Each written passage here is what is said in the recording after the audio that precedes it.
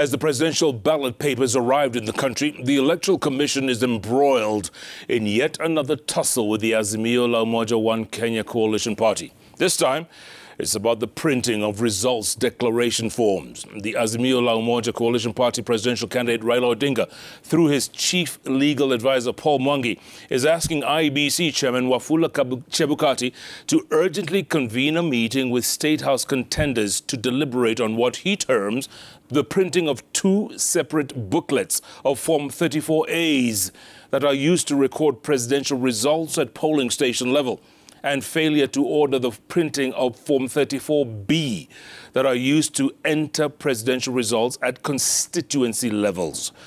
Francis Gashuri has the details. Hello.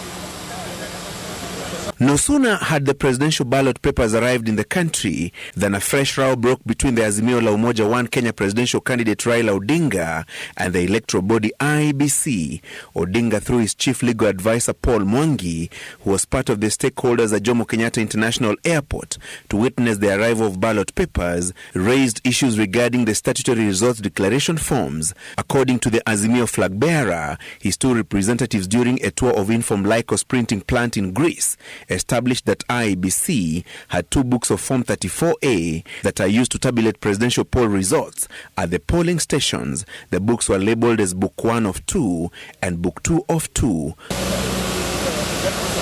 Though the team of IEBC commissioners in the Greece tour, led by Vice Chair Juliana Cherera, explained to the delegation that extra Form 34As were needed in each of the 46,229 polling stations to avail copies to election observers, media and other stakeholders, the Azimio team rejected the explanation. According to Odinga's team, the two books were separate entities with distinct security features, posing the danger of different results being entered in one polling station. However, a source at the commission downplayed Azimio's concerns and told Citizen TV that each booklet had 6 copies of the results declaration forms and would be insufficient if each of the stakeholders was to receive a copy. The returning officer retains the original copy. One copy is packed together with the ballot papers in the ballot box after counting. Each of the presidential candidates is entitled to a copy, with another copy being pasted at the polling station door for public display of results. Media personnel and election observers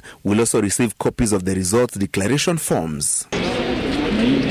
The Azimio team is also seeking an explanation from Chebukati on the Commission's failure to order for printing of Forms 34B that are used to tabulate presidential election results at the constituency level, a situation Odinga says was contrary to election regulations and puts the presidential poll's integrity at risk.